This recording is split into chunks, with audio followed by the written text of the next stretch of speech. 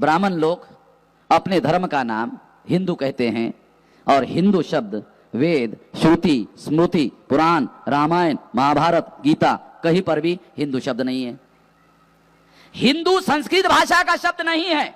मैं ब्राह्मणों को चुनौती देता हूं कि वो हिंदू शब्द संस्कृत भाषा का शब्द है, सिद्ध करे। हिंदू हिंदी भाषा का भी शब्द नहीं है, वो सिद्ध करे। संस्कृत भाषा का भी नहीं है, हिंदी भाषा का भी नहीं है और भारतीय भाषा का नहीं है। आखिरी कील मार देता हूं, भारतीय भाषा का नहीं है, ये अभारतीय भाषा है। पर्शियन भारतीय भाषा नहीं है।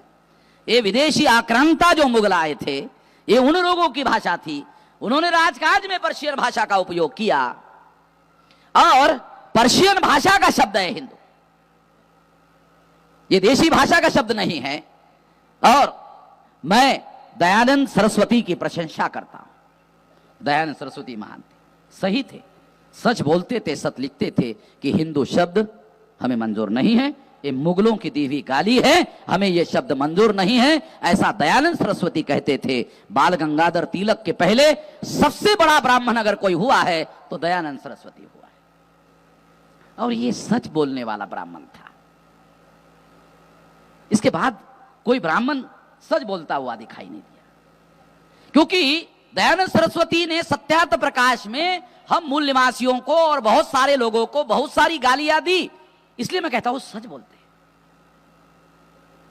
इसलिए कहता हूं सच बोलते, उसके सच की प्रशंसा करनी चाहिए। उसने लिखा कि हिंदू जो शब्द है हमें स्वीकार्य नहीं है, ये मुगलों की दी हुई गाली है, ये गाली हमें मंजूर नहीं, ऐसा वो खुद कहते हैं। इसलिए साथियों, एक तो ये हिंदू शब्द जो है इस रेफरेंस में हम लोगों को समझाने के लिए बता रहा हूं। दूसरी बात, ब्राह्मण धर्म, जिस धर्म का नाम वैदिक धर्म, सनातन धर्म, ब्राह्मण धर्म, श्रुति धर्म, स्मृति धर्म, ये शब्द कहा जा सकता है। ब्राह्मणों के धर्म के लिए ब्राह्मण धर्म, वर्ण धर्म, श्रुति धर्म, स्मृति धर्म, ऐसा शब्द प्रयोग कहा जा सकता है। इनको दस्तावेजी प्रमाणित किया जा सकता है। तो अगर इसका नाम हम चर्चा के लिए स्वीकार करें कि यह वैदिक धर्म है, तो कोई SC ST OBC का आदमी हम वैदिक धर्म के हैं किस आधार पर कहेगा? अगर कोई इसे ब्राह्मण धर्म कहे तो SC ST OBC Kunbi Maratha का जो आदमी है वो किस आधार पर कहे कि हम ब्राह्मण धर्म के हैं? मुश्किल की बात है। ब्राह्मणों ने इस बात को समझने की कोशिश की और यह समझने की एक वजह हुई और सबसे बड़ी वजह हुई वो है एडल्ट फ्रेंचाइज इंग्लैंड में लागू हुआ, प्रौढ़ मताधिकार लागू हुआ। तो ब्राह्मणों ने सोचा आज नहीं तो कल, कल नहीं तो परसों, भारत ब्रिटिश इंडिया है और ब्रिटिश इंडिया है तो ब्रिटेन में जो भी कानून बनेगा आज नहीं तो कल भारत में लागू हो जाएगा, तो भारत में भी एडल्ट फ्रेंचाइज लागू हो जाएगा, प्रौढ़ मताधिकार लागू हो जाएगा। अगर हर 21 साल के व्यक्ति को भारत में वोट का अधिकार मिलेगा, जिन लोगों को हमने थम्सअप बनाया, थम्सअप समझते हो? है कोल्ड ड्रिंक नहीं, आप समझते होंगे थम्सअप का मतलब कोल्ड ड्रिंक है, कोल्ड ड्रिंक नहीं, थम्सअप का मतलब है अंगूठा टेक। ब्राह्मणों ने हम लोगों को अंगूठा टेक बनाया था। अब ये जो अंगूठा टेक जिनको बनाया था साजिश के तहत, उन लोगों को वोट का अधिकार मिलेगा, हर 21 साल के व्यक्ति को वोट का अधिकार मिलेगा और वो अपने चुनाव क्षेत्र में विधानसभा और लोकसभा में उसके वोटों के आधार पर MLA और MP चुना जाएगा। इतना पावरफुल अधिकार जिसके बारे में कभी कोई कांग्रेस के अधिवेशन में रेजोल्यूशन पास नहीं हुआ।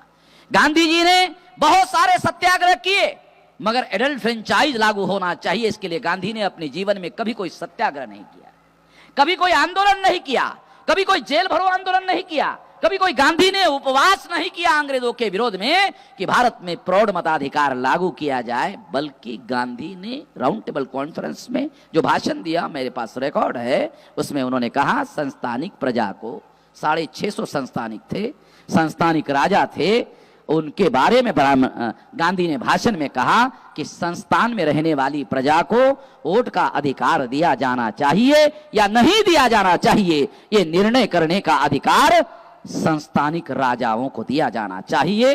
बाबा साहब आंबेडकर खड़े हो गए और कहा संस्थानिक राजा प्रजा के मालिक नहीं है और संस्थानिक प्रजा को भी वोट का अधिकार प्रौढ़ मताधिकार के आधार पर मिलना चाहिए। गांधी का प्रतिवाद राउंड टेबल कॉन्फ्रेंस में ऑन रिकॉर्ड, सारी चीजें हैं,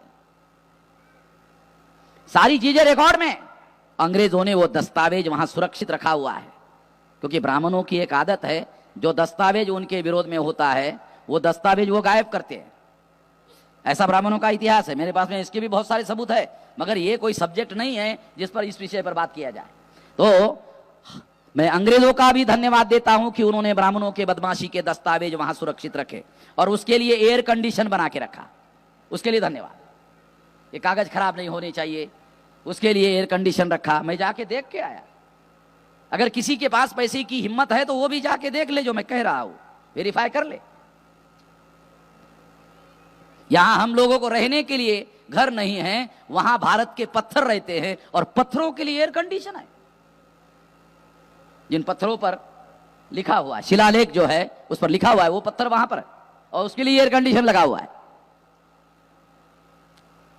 साथियों, जो बात मैं आप लोगों को समझा रहा हूं वो बात महत्वपूर्ण यह है कि यदि इसको ब्राह्मण धर्म माना जाए, ये हिंदू धर्म नहीं है, मगर ब्राह्मण धर्म मानने से अल्पसंख्य ब्राह्मण अल्पसंख्य बने रहते हैं।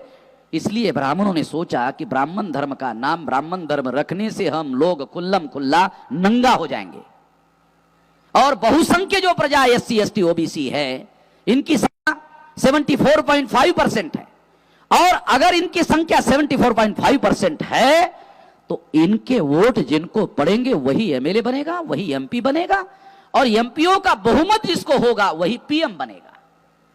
इसका मतलब इनकी संख्या ज्यादा, इनके वोट ज्यादा, तो इनका एमपी ज्यादा, तो इनका पीएम भी होगा। ब्राह्मणों ने कल्पना में सोचा, बराबर सोचा, गलत नहीं सोचा, कल्पना में सोचा, बराबर है, ऐसा होगा। इसलिए ब्राह्मणों ने अपने धर्म का नाम ब्राह्मण धर्म के बजाय हिंदू धर्म, ताकि इसको पर्दे के पीछे छुपा के रखा जाए। फिर ब्राह्मण कहते हैं कि हमारे धर्म के बहुत सारे पंथ है, हमारा एक हिंदू धर्म है, ब्राह्मण कहते हैं हमारा एक हिंदू धर्म है और उस धर्म के बहुत सारे पंथ है, वारकरी हमारा ही पंथ है।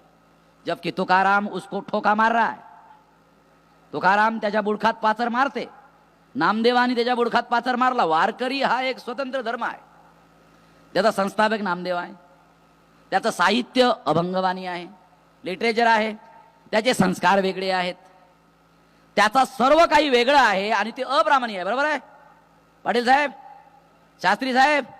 मी शास्त्री नाही आहे, त्यामुळे तुमची मदत घेणं मला आवश्यक वाटते। इसलिए बता रहा हूं कि वारकरी एक स्वतंत्र धर्म है। ब्राह्मण उसको अपने अंदर समाहित करने के लिए, मराठीमध्ये ज्याला गिळंकृत करणे असं म्हणतात, समाहित करने के लिए उन्होंने उसको कहा ये पंथ है। लिंगायत नहीं, ये भी पंथ है। ऐसे हजारों पंथ भारत में हैं, तो वो कहते सारे हिंदू हैं, और ये हिंदू धर्म के पंथ है, ये हिंदू धर्म के पंथ है। इसका मतलब है ये हिंदू धर्म के ही पंथ है तो सभी हिंदू है।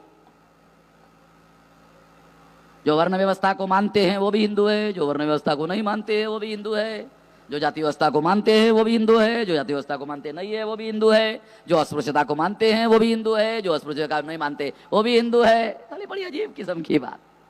ये होने वाला नहीं था एडल फ्रेंचाइज की वजह से। वो प्रौढ़ मताधिकार, आप लोगों की संख्या ज्यादा, आप लोगों के वोट ज्यादा, और ब्राह्मण धर्म के नाम पर ब्राह्मण अगर आपके पास वोट मांगने के लिए आएगा तो वो क्या कहेगा की आम्ही ब्राह्मण श्रेष्ठ लोक आहोत, जन्मानं श्रेष्ठ आहोत, आम्ही तुम्ही आम्हाला मतदान करा, असं जर ते प्रचार करतील तर तुम्ही त्यांच्या ढुंगणात लाथा नाही मारणार? चायला तुम्ही श्रेष्ठ आहात तर तुमच्या घरी जा, तुम्हाला आम्ही मतदान करणार नाही।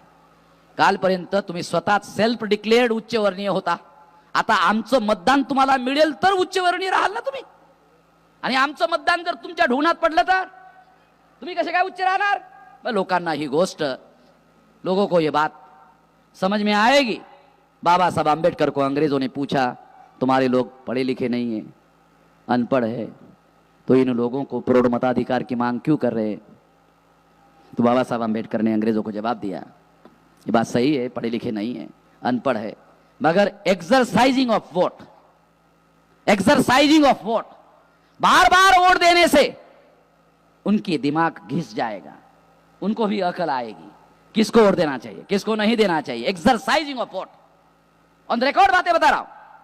इसलिए ब्राह्मणों ने यह सोचा कि बहुसंख्य लोग जो है ये हमारे विरोध में हैं, इसलिए उन्होंने अपने धर्म का नाम ब्राह्मण धर्म की जगह हिंदू धर्म रखा, और जो उसके विरोधी लोग थे उनको उन्होंने पंथ घोषित किया और अपने अंदर समाहित किया। अब बात स्पष्ट हो गई। अब आपको बताना चाहता हूं, वो आपको अभी पंथ निरपेक्षता का मामला समझ में आएगा। इसका मतलब यह है कि हिंदू धर्म वास्तव में ब्राह्मण धर्म है। इसने चोला बदला वोट लेने के लिए, और सारे पंथ जो इनके विरोध में विद्रोही आंदोलन थे, इसके विरोधी थे, उसको उन्होंने पंथ घोषित किया, और पंथ जो है हिंदू धर्म के घोषित कर दिया और अपने अंदर समाहित कर लिया। ये भी हिंदू है, ब्राह्मण भी हिंदू, इसके विरोध करने वाले भी हिंदू, सारे के सारे हिंदू है, और इस तरह से हिंदू बहुसंख्य है। हो गया, हिंदू बहुसंख्य है। अभी आरएसएस के लोग यही कहते, विश्व हिंदू परिषद के लोग यही कहते कि हिंदू बहुसंख्य है।